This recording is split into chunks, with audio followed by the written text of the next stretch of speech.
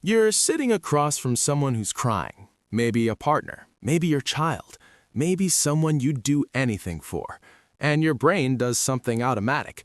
It doesn't ask, what are they feeling? It scans, what's wrong here that I can fix? What can I carry?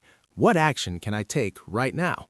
So you offer solutions, you make the appointment, you Google the answer before they finish the sentence, and sometimes they look at you and say, I don't need you to fix it, I just need you to be here. And that lands like a foreign language.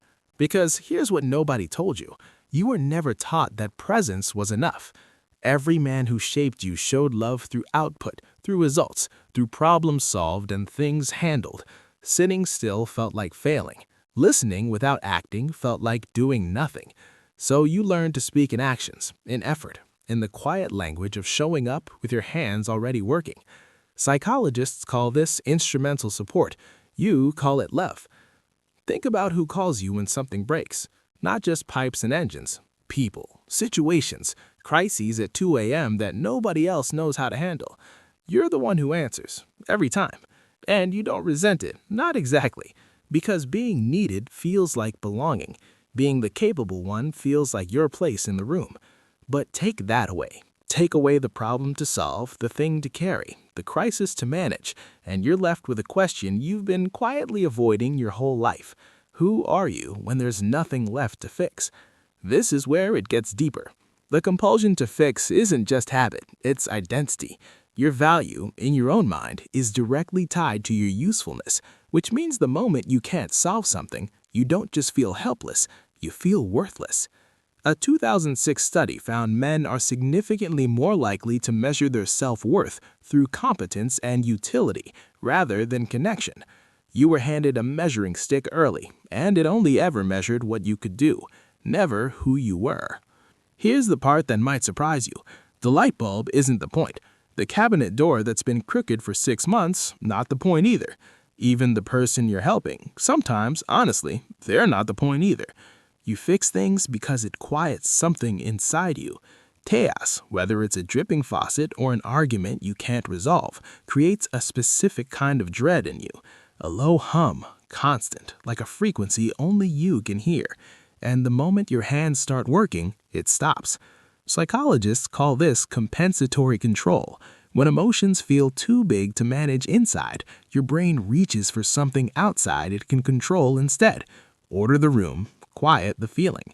You're not just fixing the shelf, you're regulating your own nervous system. That's not weakness, that's not even avoidance, not entirely. That's a man who found a way to survive feelings he was never given the tools to name. The problem isn't that you fix things. The problem is you never learned there were other ways to make the hum stop. Here's what almost never gets talked about. You fix everyone else's broken things, but when you break, and you do, everyone does, you go quiet. You don't call someone. You don't say you're struggling. You pick up more work. You stay in the garage a little longer. You find more things that need doing. Because asking for help violates the rule you absorbed before you even had words for it. Strong men don't need. Strong men provide. So your own pain gets filed away, quietly, efficiently, the same way you'd organize a toolbox, everything in its place, lid closed, out of sight. And the people who love you can feel it, the distance, the absence hiding behind all that activity. You're not being cold, you're being exactly what you were built to be. But here's the thing about a wall built that well. You built it so solid, so carefully over so many years that sometimes you can't find the door yourself.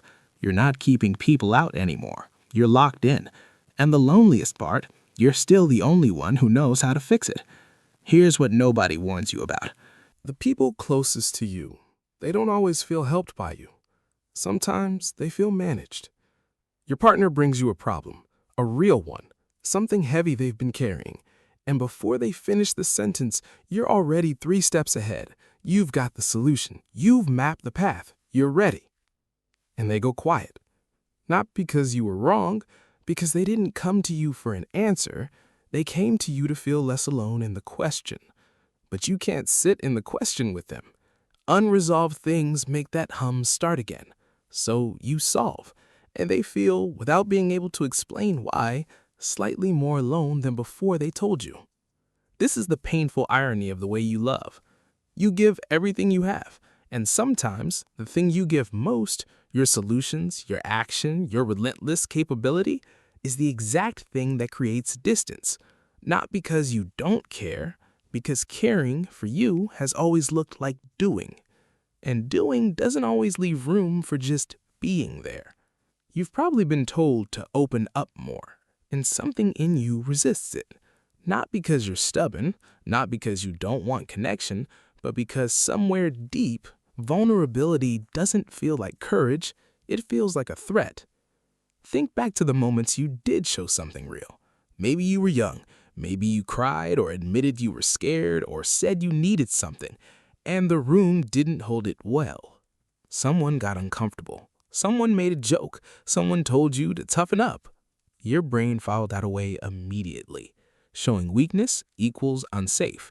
Staying useful equals protected. So you built the only armor that ever worked. Competence, capability, being the one who never needs anything. And it worked. For a long time, it genuinely worked. But armor that starts as protection has a way of becoming a prison.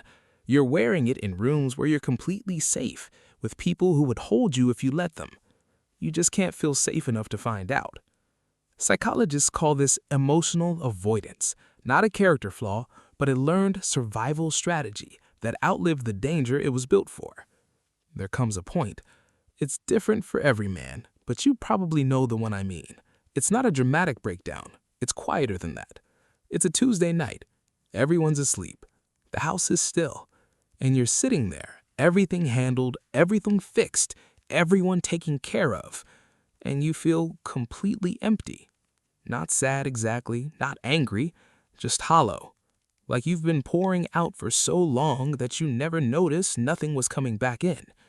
And the worst part isn't the emptiness, is that you don't even know how to ask for a refill.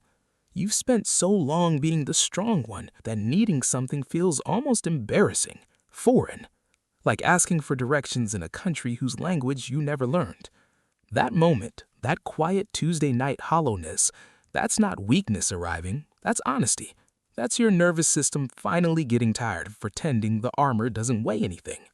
And underneath that exhaustion, underneath all of it, there's something worth paying attention to. A version of you that doesn't need to earn his place in the room, that can sit still without scanning for something broken. That version was always there. He just never got permission to exist.